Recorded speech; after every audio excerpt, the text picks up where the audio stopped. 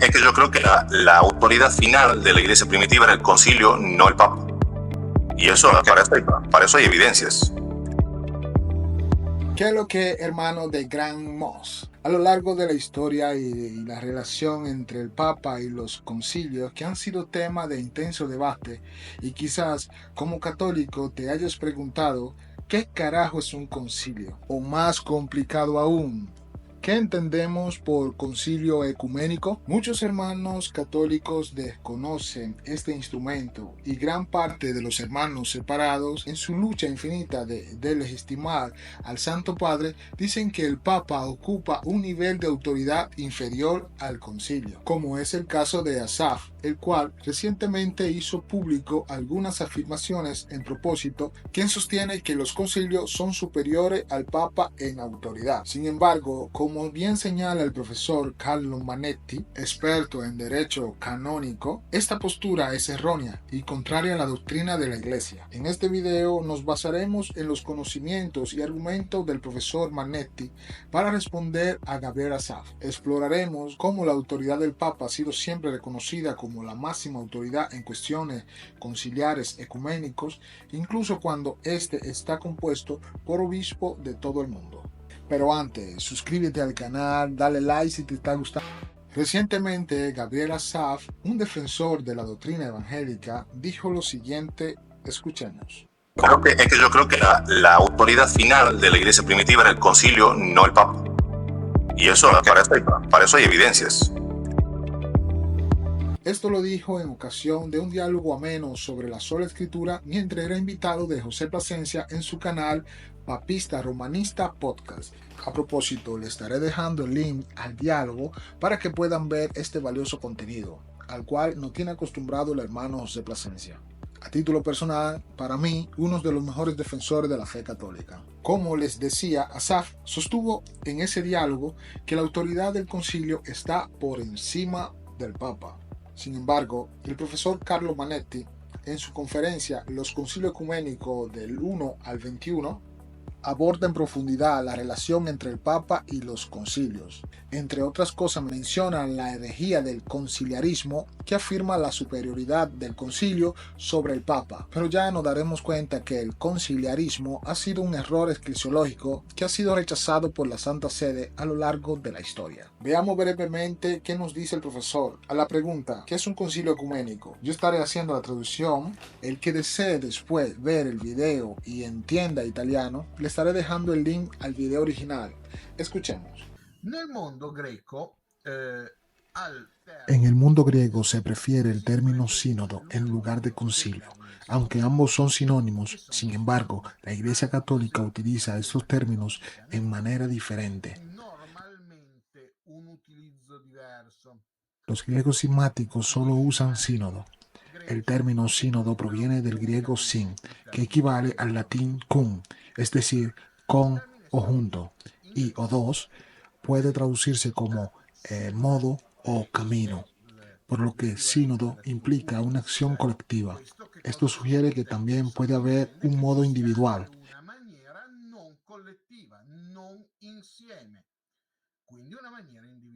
El concilio se considera un instrumento en manos del Papa para afirmar la doctrina católica.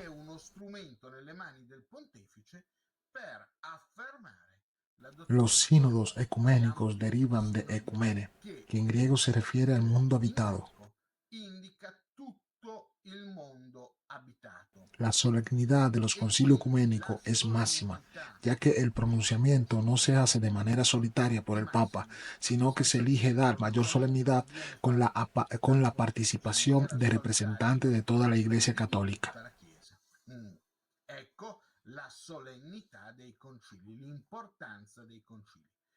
La etimología del término concilio, en latín concilium, proviene del verbo calare, que significa convocar. Esto implica una subordinación del concilio al Papa.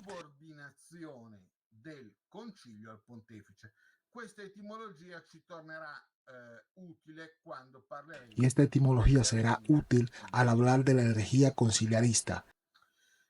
Los concilios en el uso católico son generalmente ecuménicos, aunque no es una regla estricta.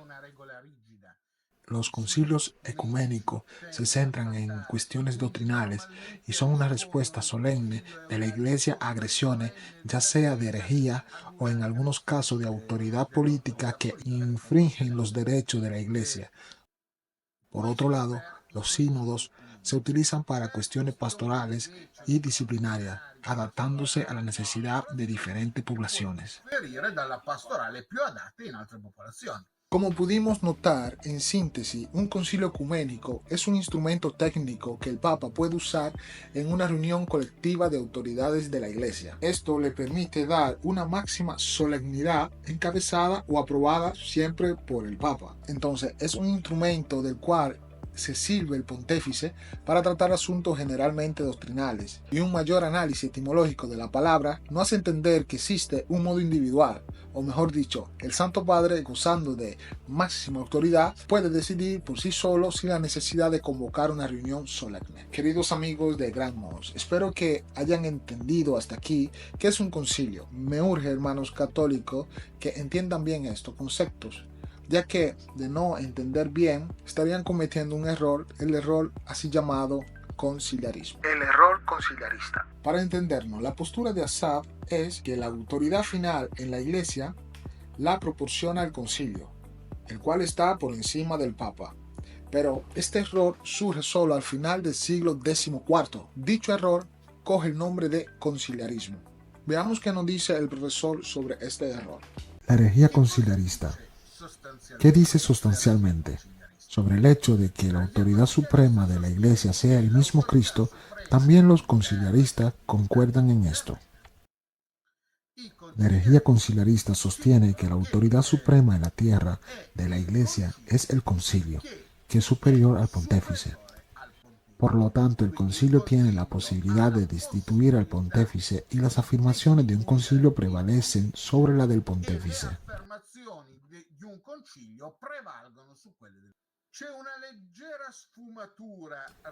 Hay una ligera matización respecto a la posición de los grecos cismáticos.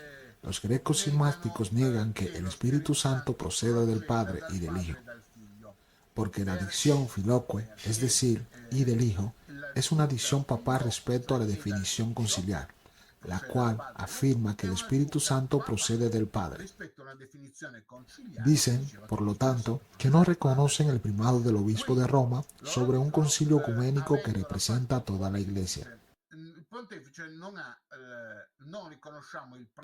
Y en consecuencia, no pueden aceptar lo que llaman una modificación más que una integración o una especificación de la formación conciliar.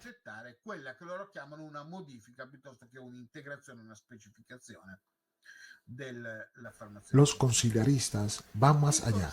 Dicen que el concilio en sí mismo, conceptualmente, es superior al Papa y que el Papa debe someterse al concilio. Esto es conceptualmente contrario a la idea misma de concilio. Lo hemos visto desde el punto de vista etimológico. La Iglesia siempre es muy atenta a la elección de los vocablos y expresiones,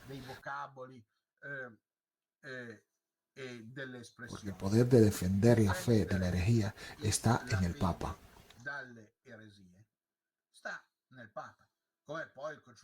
Como luego el Concilio Vaticano I se verá obligado a dogmatizar una cosa que siempre ha sido creída, porque es verdadera.